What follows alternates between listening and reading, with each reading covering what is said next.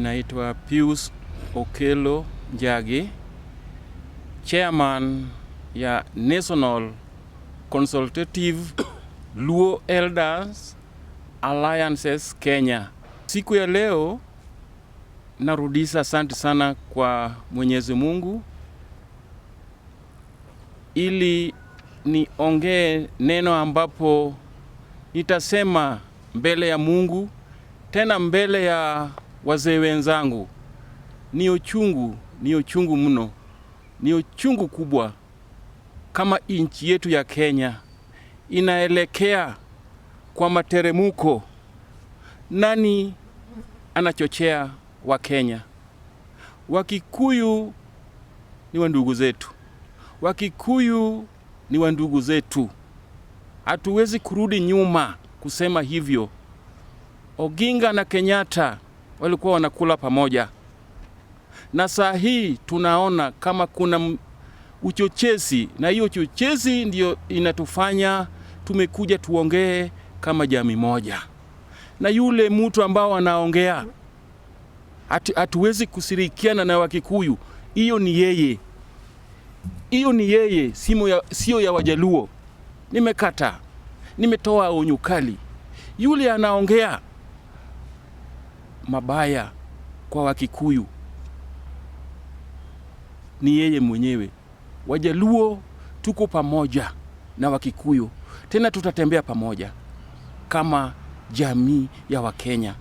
Na sio Wakikuyu peke yao, hata Kalenjin tutatembea pamoja, hata Wakamba tutatembea pamoja, hata Wakisii tutatembea pamoja, hata Luya tutatembea pamoja. Wazee wote tutatembea pamoja kama Wakenya. La pili, mimi kama mzee, kama mzee moja kutoka Nyanza, naomba kwa heshima, kwa huruma, hii kifo ambao inaendelea, kati Kenya yetu, katika watoto wetu. Juzi Jumapili, mimi mwenyewe kama chairman ya Consultative Luo Elders Alliance nilienda na macho nikaona ile jambo ambao ilikuwa inatendeka kwa kanisa ACK. Watoto wamebeba msale, panga, rungu, mkuki. Mchana saa 4 watoto wanatembea na msale kwa barabara, na panga kwa barabara. Na polisi walifanya nini saa hiyo? Hakuna mtu ambao waliongea hiyo maneno. Na watoto wetu walikufa kwa kanisa. Nani anachochea hiyo maneno? Serikali ako wapi? Na appeal kwa president yetu. Kenya inaharibika kwa mkononi yake. Sasa kama Kenya inaharibika kwa mkononi mwake, Mungu hawezi kulala. Mungu anaona Kenya. Na hii shida ambao tunayo, sio Wajaluo peke yao, sio Wakikuyu peke yao, sio Wanandi peke yao. Hii imesika Kenya mzima. Mali tunanunua petroli ni mali moja. Mali tunanunua chakula ni mali moja. Mali tunatembea ni mali moja. Kenya ikiharibika, itaharibika kwa kila mtu. Na ndio maana tunatembea kwa mandugu zetu, tuelewane, tusaidie Kenya. Jambo la tatu, mimi naomba wazee wenzangu, wazee Kenya mzima, kabila yote, tuweke maombi. Mimi naomba viongozi wa kanisa, viongozi wote, tuweke maombi ili tuombe Mungu Kenya inaelekea wapi. Na kama saa hii ndio neno hii inaendelea, na 2027 only 1 month, only 1 year ndio imebaki. Mwaka mmoja ndio imebaki. Na kama saa hii ndio inaendelea, kesho itakuwaje? Naomba Wakenya wenzangu, wale politician, wacha kutoa pesa kwa watoto. Shilingi 1,000 ni nini? Nyinyi natoa hiyo pesa, watoto wetu wanakufa. Naomba. Na hiyo warning nimetoa siku ya leo. nimetoa hiyo warning siku ya leo. Sitaki tena damu imwagike. Sitaki tena damu imwagike katika nchi yetu ya Kenya. Tumependa nchi yetu. Kwa maendeleo, mimi naomba Kenya ni moja. Maendeleo ifike Kenya mzima. Maendeleo hatutaki ikue tu mali moja. Tunataka maendeleo ikue Kenya mzima, ipate maendeleo. The purpose of our discussion today was a continuation of a journey we had started with these elders sometimes early this year. This is the second time we are discussing. These discussions have centered on the shared history of the Kikuyu community and the Luo community as compared with the history of Kenya.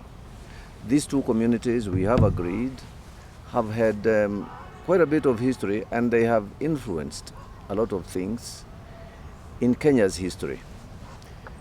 Not much that has happened in this country without the participation of these two communities. We have seen the need for renaissance, renewed consultations between us as communities. The reasons? Because Kenya today faces several challenges relating to nearly all aspects of our lives. The very challenges that we used to experience in days past have come back to haunt us. Notably, the lack of peace in this country, the threat to lack of peace, the threat to violence, the threat to spilling of blood. And we feel that it is important that elders consult one another, stand together, and be able to come up with a solution to what is happening. The solution is not that the elders do have a solution alone. The solution is that the elders must first consult and agree to agree as members of communities. It is our intention to engage elders from all other communities of Kenya, wherever they are, because what faces us is facing every community in this country. The danger that we see ahead of us, and especially the shedding of blood, we have been touched deeply by what has happened in the last few years and now continues even to escalate in deaths of especially our young people. And we feel that we in the future may not have generations to succeed us. If this continues, we also feel that we will go down the roads that other countries in Africa and elsewhere in the world where such things, such happenings as are happening today in Kenya have driven those countries. We have examples around us. This is our appeal to our leaders everywhere that please, can you stop and think about this country? Do we really want to ban our country? Do we want our country to go the route that has befallen the other countries that today have no stable governments? They have nothing that they can show for the years that they have been independent. We have been independent for over 60 years. And it will be very bad for us as a country to see all the efforts of the fight for freedom go down the drain. This is what these elders have discussed today, and we have agreed on a common course of action, and we will be sharing this soon.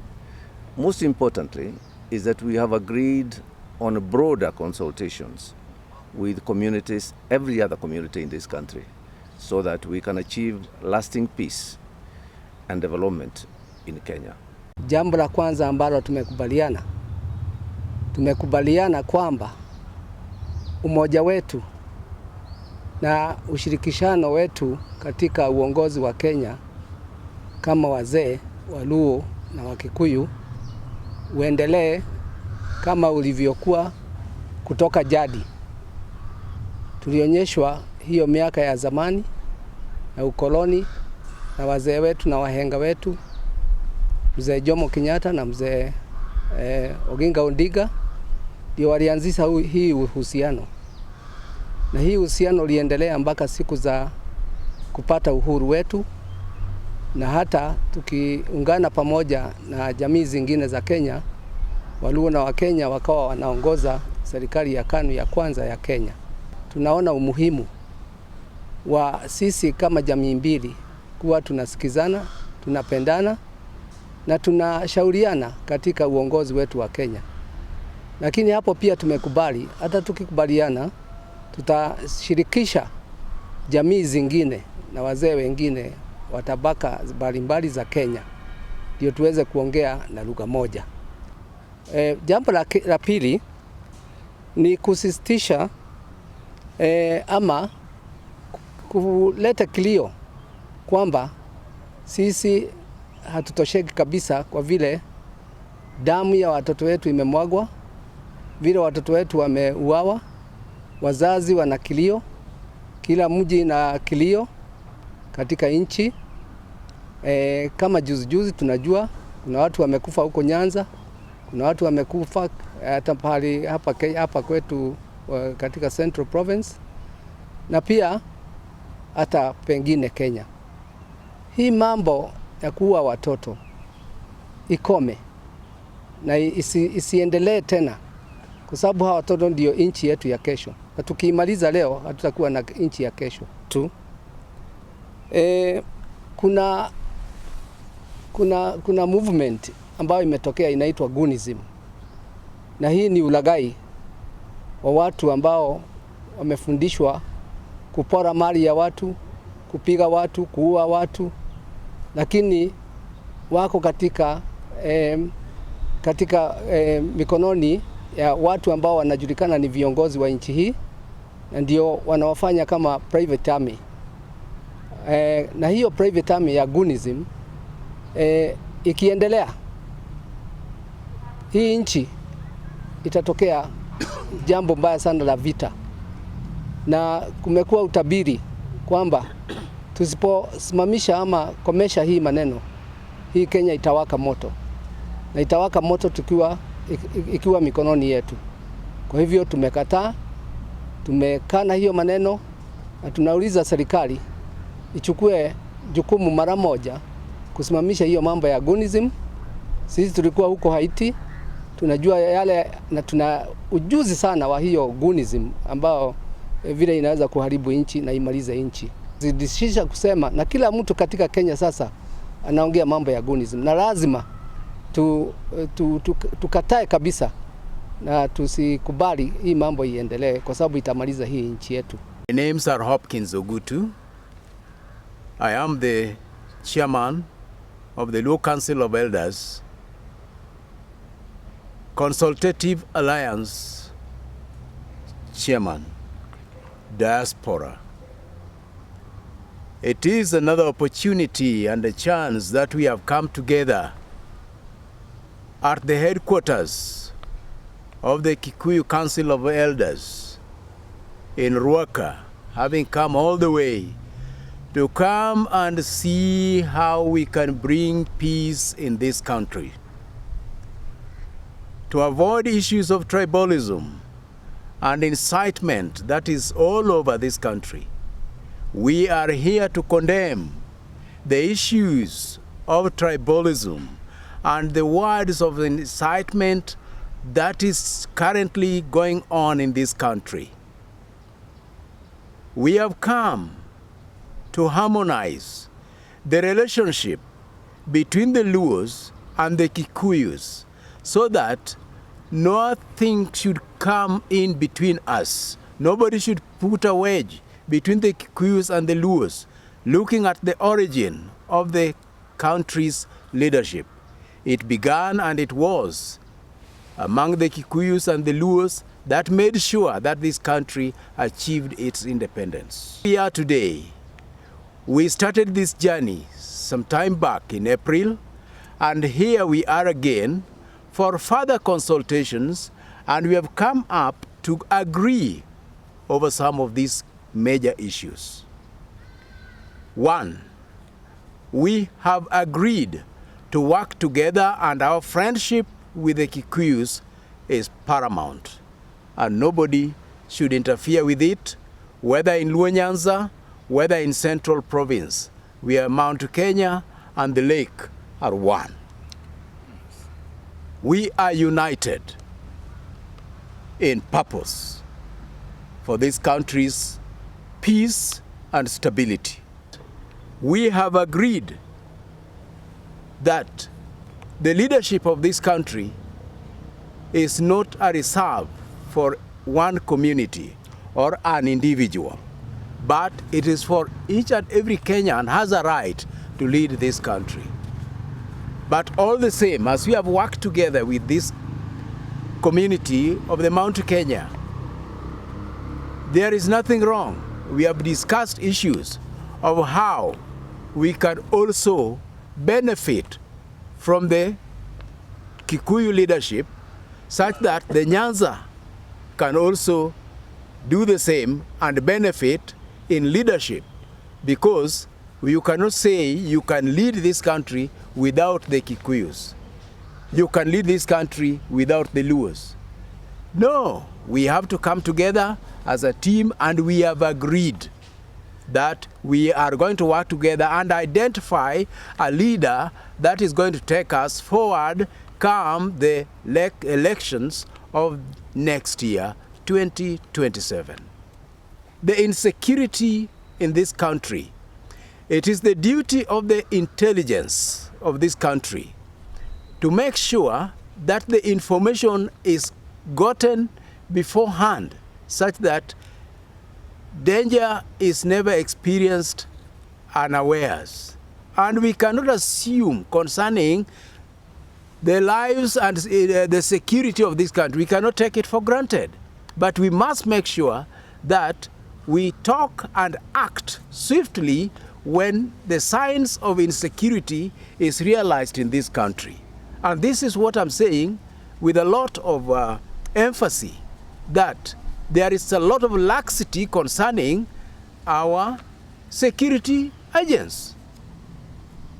You cannot say the deaths are being done, murder is taking place every and again, young people are being found murdered here, left, right. Why should it happen when the security details are there? Our country is not at war, and this is just a particular, some section of goons that have been hired by our politicians. I cannot mention any words on that, because so far the politicians have never come up to condemn what really happened in Kisumu.